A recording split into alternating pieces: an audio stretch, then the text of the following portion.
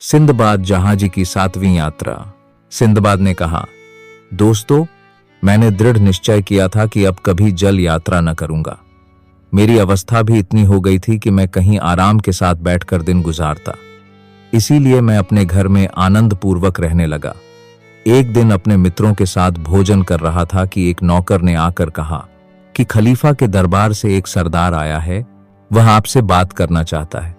मैं भोजन करके बाहर गया तो सरदार ने मुझसे कहा कि खलीफा ने तुम्हें बुलाया है। मैं तुरंत खलीफा के दरबार को चल पड़ा। खलीफा के सामने जाकर मैंने जमीन चूमकर प्रणाम किया। खलीफा ने कहा, सिंदबाद, मैं चाहता हूं कि सरान द्वीप के बादशाह के पत्र के उत्तर में पत्र भेजूं और उसके उपहारों के बदले उपहार भेजूं। तुम यह सब ले जाकर सरान द्वीप के बादशाह को पहुंचा दो। मुझे यह आदेश पाकर बड़ी परेशानी हुई। मैंने हाथ जोड़कर कहा, हे समस्त मुसलमानों के अधिपति, मुझ में आपकी आज्ञा का उल्लंघन करने का साहस तो नहीं है, किंतु मैंने समुद्र की कई यात्राएं की हैं और हर एक में ऐसे ऐसे जानलेवा कष्ट झेले हैं कि अब दृढ़ निश्चय किया है कि कभी जहाज पर पांव नहीं रखूंगा। यह कहकर मैंने खलीफा को संक्षेप में अपनी 6 यात्राओं की विपदा सुनाई। खलीफा को यह सब सुनकर आश्चर्य बहुत हुआ, किंतु उसने अपना निर्णय न बदला। उसने कहा, वास्तव में तुम पर बड़े कष्ट पड़े हैं, लेकिन मेरे कहने से एक बार और यात्रा करो, क्योंकि इस काम को तुम्हारे अतिरिक्त कोई नहीं कर सकता। फिर तुम कभी यात्रा न करना। मैंने देखा कि खलीफा अपने निश्चय से हटने वाला नहीं है और तर्क वितर्क से कोई लाभ न होगा। इसीलिए मैंने यात्रा पर जाना स्वीकार कर लिया। खलीफा ने मुझे राह खर्च के लिए 4000 दीनार देने को कहा और कहा कि तुम तुरंत ही अपने घर जाओ और घर की व्यवस्था ठीक करके यात्रा की तैयारी शुरू कर दो। मैं घर जाकर अपने काम काज को समेटने लगा और यात्रा के लिए तैयारी करके कुछ दिनों के बाद खलीफा के दरबार में जा पहुंचा। मुझे खलीफा के सामने हाजिर किया गया। मैंने रीति के अनुसार धरती चूमकर खलीफा को प्रणाम किया। खलीफा मुझे देखकर प्रसन्न हुआ और उसने मेरी कुशलक्षेम पूछी।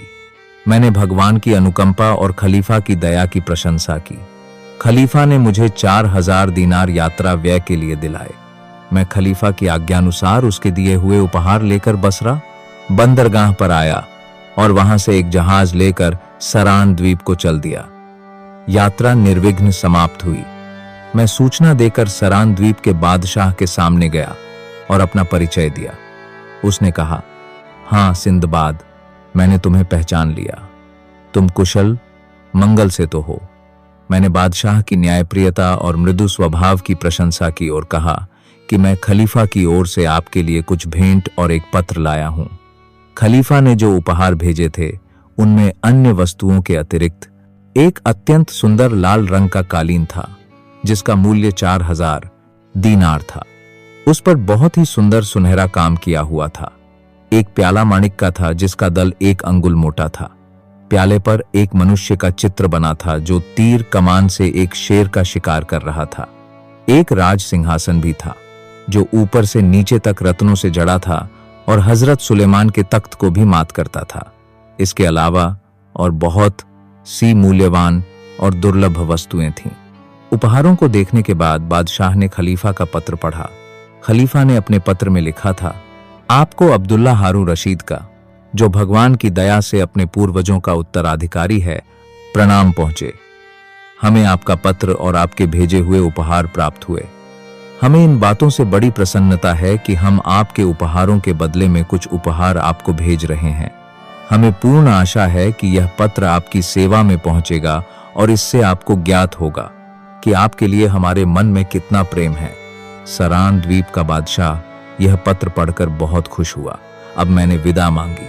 वह अपनी कृपालुता के कारण मुझे विदा न करना चाहता था, किंतु जब मैंने इसके लिए बार बार अनुनय की तो उसने मुझे खिलत सम्मान परिधान तथा बहुत ताज सा इनाम देकर विदा किया। मैं अपने जहाज पर वापस आया और कप्तान से कहा कि मैं शीघ्रातिशीघ्र बगदाद पहुंचना चाहता हूं। उसने जहाज को तेज चलाया, किंतु भगवान की कुछ और ही इच्छा थी। हमारा जहाज चले 3-4 ही दिन हुए थे कि समुद्री लुटेरों ने आकर हमें घेर लिया। हम उनका सामना करने में असमर्थ रहे। लुटेरों ने जहाज का सारा सामान भी लूट लिया और हम सब लोगों को भी बंदी बना लिया। हम में से जिन लोगों ने प्रतिरोध करना चाहा, उन्हें लुटेरों ने मार डाला। फिर लुटेरों ने हम लोगों के कपड़े उतारकर गुलामों जैसे कपड़े, जो गाढ़े के बने होते हैं, पहनाए और एक दूरस्थ द्वीप में ले जाकर हमें बेच डाला। मुझे एक मालदार व्यापारी ने खरीद लिया। उसने अपने घर ले जाकर मुझे अपने गुलामों जैसे कपड़े पहनाए और मुझे खाने पीने को दिया। वह यह तो जानता नहीं था कि मैं कौन हूं और क्या करता हूं। उसने एक दिन मुझसे पूछा कि तुम्हें कोई काम आता है या नहीं। तब मैंने बताया कि मेरा धंधा व्यापार का था और समुद्री लुटेरों ने हमारा जहाज लूट लिया और हम लोगों को गुलाम बनाकर बेच दिया। मालिक ने पूछा कि तुम्हें तीर चलाना आता है या नहीं। मैंने कहा कि बचपन में मैंने इसका अभ्यास किया था और अब भी इसे भूला नहीं हूंगा। अब मालिक ने धनुष बाण देकर मुझे अपने साथ एक हाथी पर बैठाया और नगर से कई दिनों की राह पर स्थित एक बड़े वन में गया। वहां एक बड़ा वृक्ष दिखाकर कहा कि इस पर छुप कर बैठो और इधर से जो हाथी निकले तो उसे मारो। जब कोई हाथी शिकार हो जाए तो मुझे आकर बताओ। यह कहकर उसने मेरे पास कई दिनों के लिए भोजन रख दिया और स्वयं वापस शहर को चला गया। मैं वृक्ष पर चढ़ गया। रात भर प्रतीक्षा करता रहा किंतु कोई हाथी न दिखाई दिया। दूसरे दिन सवेरे के समय वहां हाथियों का एक झुंड आया। मैंने कई तीर छोड़े और एक हाथी घायल होकर गिर पड़ा और अन्य हाथी भाग गए। मैं शहर में आया और अपने मालिक को बताया कि मेरे तीर से एक हाथी गिरा है। वह यह सुनकर बहुत प्रसन्न हुआ और उसने तरह तरह के स्वादिष्ट भोजन मुझे खिलाए। दूसरे दिन हम दोनों उसी जंगल में गए। मालिक के कहने पर मैंने गड्ढा खोदकर हाथी को गाड़ दिया। मालिक ने कहा, जब हाथी सड़ जाए तो उसके दांत निकाल कर ले आना, क्योंकि यह बहुमूल्य वस्तु है। मैं 2 महीने तक यही काम करता रहा। मैं उसी वृक्ष पर चढ़ता उतरता रहता था। मैंने इस बीच कई हाथियों को निशाना बनाया। एक दिन मैं उस वृक्ष पर चढ़ता था कि हाथियों का एक विशाल समूह आया। वे सब पेड़ को घेर कर खड़े हो गए और अत्यंत भयानक रव करने लगे। वे संख्या में इतने अधिक थे कि सारी धरती काली दिखाई देती थी और उनके पैरों की धमक से भूकंप आ रहा था। उन्होंने मुझे देख लिया था और वे पेड़ को उखाड़ने लगे। यह देखकर मैं डर के मारे अधमरा हो गया। तीर कमान मेरे हाथ से गिर पड़े। एक बड़े हाथी ने अंतत सूंड लपेटकर उस वृक्ष को उखाड़ ही डाला। मैं धरती पर गिर गया। उसने मुझे उठाकर पीठ पर रख लिया। मैं मुर्दे की तरह उसकी पीठ पर पड़ा रहा। वह मुझे लेकर एक ओर चला और शेष हाथी उसके पीछे चले। हाथी मुझे एक लंबे चौड़े मैदान में ले गए और मुझे उतारकर एक ओर चले गए और अदृश्य हो गए। फिर मैं उठा और चारों ओर देखने लगा। कुछ दूर पर मुझे एक बड़ा खड्डा दिखाई दिया जिसमें हाथियों के अस्थिपंजरों के ढेर लगे थे। अब मैंने सोचा कि हाथी कितना बुद्धिमान जीव होता है।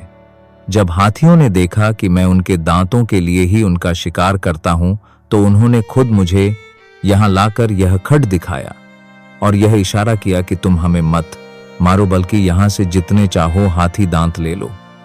मालूम होता था कि जब कोई हाथी मृत्यु के निकट होता है तो खड्ड में गिरकर मर जाता है। मैं वहां एक क्षण के लिए ही ठहरा और वापस अपने मालिक के यहां पहुंचा। रास्ते में मुझे एक भी हाथी नहीं दिखाई दिया। मालूम होता था कि सभी हाथी उस जंगल को छोड़कर किसी दूर के जंगल में चले गए थे। मेरा मालिक मुझे देखकर बड़ा प्रसन्न हुआ और कहने लगा, अरे अभागे सिंदबाद, तू अभी तक कहां था? मैं तो तेरी चिंता में मरा जा रहा था। मैं तुझे ढूंढता हुआ उस जंगल में गया तो देखा कि पेड़ उखड़ा पड़ा है और तेरे 3 कमान जमीन पर पड़े हैं। मैंने बहुत खोजा किंतु तेरा पता न मिला। मैं तेरे जीवन से निराश होकर बैठ गया था। अब तू अपना पूरा बेल करा है। हाल सुना, तुझ पर क्या बीती और तू अब तक किस प्रकार जीवित बचा है। मैंने व्यापारी को पूरा हाल सुनाया।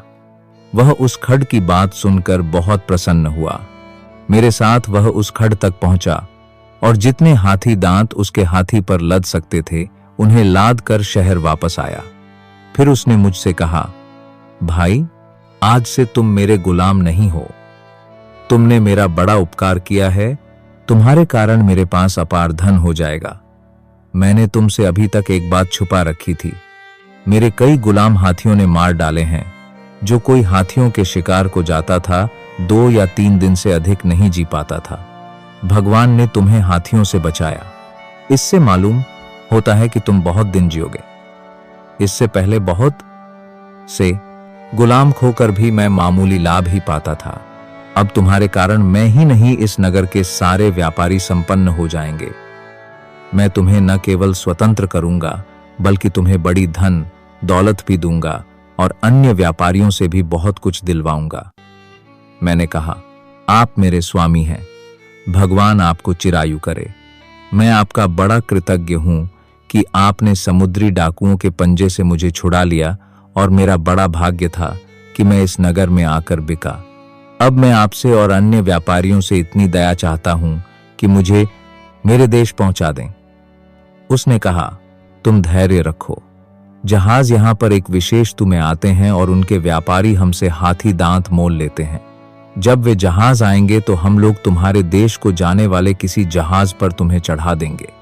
मैंने उसे सैकड़ों आशीर्वाद दिए। मैं कई प्रातपूर्व तुम्हें महीनों तक जहाजों के आने की प्रतीक्षा करता रहा। इस बीच मैं कई बार जंगल में गया और हाथी दांत लाया और इनसे उसका घर भर दिया। व्यापारियों को भी उस खड्ड के बारे में बताया और वे सभी वहां से हाथी दांत लाकर अत्यंत संपन्न हो गए। जहाजों की तू आने पर जहाज वहां पहुंचे। मेरे स्वामी व्यापारी ने अपने घर के आधे हाथी दांत मुझे दे दिए और एक जहाज पर मेरे नाम से उन्हें चढ़ा दिया और अनेक प्रकार की खाद्य सामग्री भी मुझे दे दी। अन्य व्यापारियों ने भी मुझे बहुत कुछ दिया। मैं जहाज पर कई द्वीपों की यात्रा करता हुआ फारस के एक बंदरगाह पर पहुंचा। वहां से थल मार्ग से बसरा आया और हाथी दांत बेचकर कई मूल्यवान वस्तुएं ली। फिर बगदाद आ गया। बगदाद आकर मैं तुरंत ही खलीफा के दरबार में पहुंचा और उससे पत्र और उपहारों को सरान द्वीप के बादशाह के पास पहुंचाने का हाल कहा। खलीफा ने कहा कि मेरा ध्यान सदैव तुम्हारी कुशलता की ओर लगा रहता था और मैं भगवान से प्रार्थना करता था कि तुम्हें सही सलामत वापस लाए। जब मैंने अपना हाथियों वाला अनुभव उसे सुनाया तो उसे यह सुनकर बड़ा आश्चर्य हुआ और उसने अपने एक लेखनकार को यह आदेश दिया कि मेरे वृत्तांत को सुनहरे अक्षरों में लिख ले और शाही अभिलेखागार में रखे। फिर उसने मुझे खिलत और बहुत से इनाम देकर विदा किया। सिंदबाद ने कहा कि मित्रों, इसके बाद मैं किसी यात्रा पर नहीं गया और भगवान के दिए हुए धन का उपभोग करता हूं। फिर उसने हिंदबाद से कहा कि अब तुम बताओ कि कोई और मनुष्य ऐसा कहीं है जिसने मुझसे अधिक विपत्तियां झेली हों। हिंदबाद ने सम्मानपूर्वक सिंदबाद का हाथ चूमा और आपसी हाथ साथ चूमा और पात का हाथ चूमा। कहा, सच्ची बात तो यह है कि इन 7 समुद्र यात्राओं के दौरान जितनी मुसीबत आपने उठाई और जितनी बार प्राणों के संकट से बचकर निकले, उतनी किसी की भी शक्ति नहीं है। मैं अभी तक बिल्कुल अनजान था कि अपनी निर्धनता को रोता था और आपकी सुख सुविधाओं से ईर्ष्या करता था। मैं रूखी सूखी खाता हूं, किंतु भगवान को लाख धन्यवाद है कि अपने स्त्री पुत्रों के बीच आनंद से रहता हूं। ऐसी कोई विपत्ति मुझ पर नहीं आई जैसी विपत्तियां आपने उठाई हैं। वास्तव में जो सुख आप भोग रहे हैं, आप उससे अधिक के अधिकारी हैं। भगवान करें आप सदैव इसी प्रकार ऐश्वर्यवान और सुखी रहें। सिंदबाद ने हिंदबाद को 400 दीनारें और दी और उससे कहा कि तुम अब मेहनत मजदूरी करना छोड़ दो और मेरे मुसाहिब हो जाओ।